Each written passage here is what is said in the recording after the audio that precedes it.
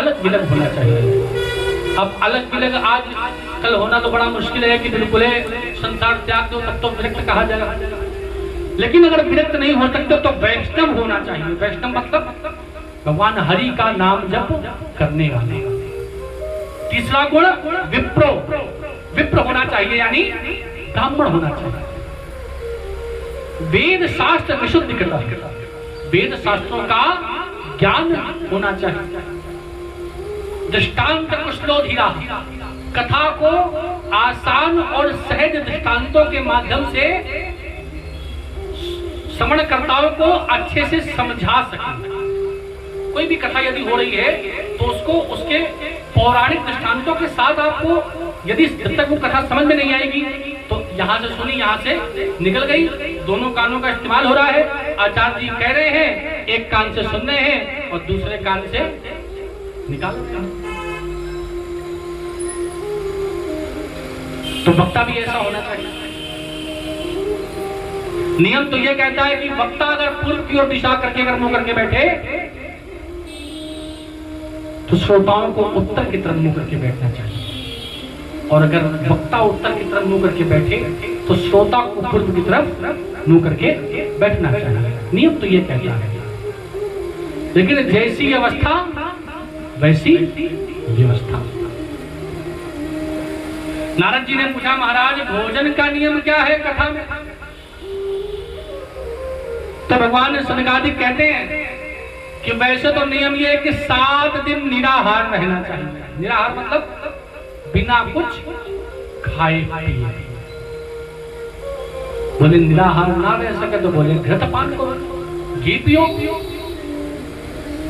बोले घी इतना महंगा है, और दूसरी बात हजम कहाँ होगी, तो बोले दूध का पान करो, दूध पियो। बोले दूध से भी काम न चले तो बोले फलाहार करो। बोले फलाहार से भी काम न चले तो फिर तुम फुलाहार करो। फुल पेट भोजन, जौन चाहो तौन खाओ।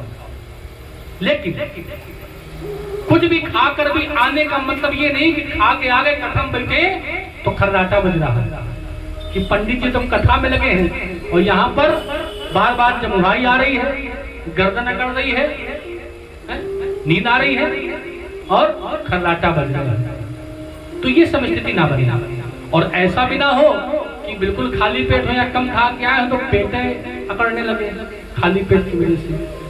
तो जितना आवश्यक है उतना ले, कोई बात नहीं। उपवास करने से अच्छा ये कि भोजन कर लो, लेकिन भोजन भी ऐसा जो कि आपके कथा के श्रवण में विघ्न न उत्पन्न करे। अगर विघ्न उत्पन्न कर रहा तो फिर ऐसा भोजन किसी काम का नहीं, और विघ्न उत्पन्न कर रहा तो ऐसा उपवास भी किसी काम का नहीं है। ठीक है ना? शरीर की क्षमता अनुसार अपने नियम करने चाहिए। और आजकल तो वैसे भी जितने पूजा पाठ के तरीके हैं लोगों ने अपनी सहजता और अपनी सहूलियत के हिसाब से बना दिया। कहीं एकादशी का व्रत आया, कहीं की भगवान का व्रत रहती है एकादशी। बोले अच्छा, बोले रहती है, बोले हाँ रहते हैं। एक भैया मिले, बोले उनसे पूछा भैया कौन कौन सा व्रत रहते हो? बोले भैया कुछ नहीं, केवल एकादशी रहते हैं। तो बोले कुछ खाते पीते नहीं? ज्यादा कुछ नहीं, दिन भर में खाली 1 दर्जन केला, 1 लीटर दूध और आधा किलो मिठाई, बस इतना खा, खाली पानी पी लेते हैं बस, और बाकी कुछ नहीं खाते। ये एकादशी का व्रत है।